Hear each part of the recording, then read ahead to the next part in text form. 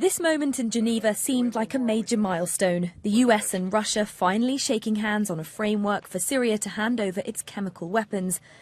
But as UN envoys now debate the plan, it's clear there are still big disagreements over the detail of a potential resolution.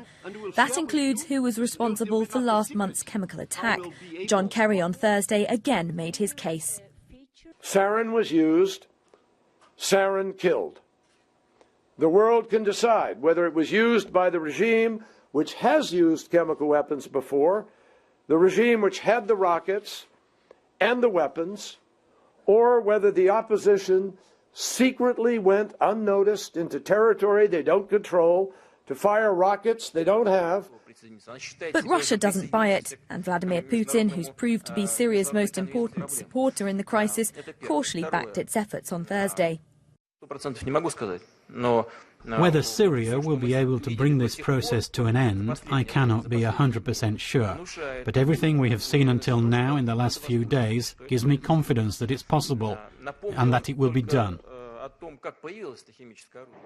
But this man has thrown up another rather surprising scenario. Speaking to the British newspaper The Guardian, the Syrian Deputy Prime Minister said that the country's civil war had reached a stalemate and the government would be ready to call for a ceasefire.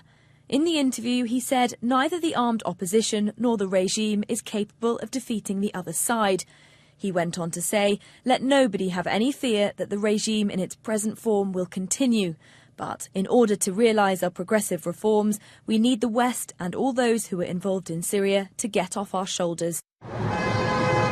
Syria has to deliver a list of its chemical weapons by this weekend, and the crisis will be top of the agenda at the UN General Assembly meeting next week. International pressure is more likely to increase than fall away anytime soon. Katie Watson, BBC News, Washington.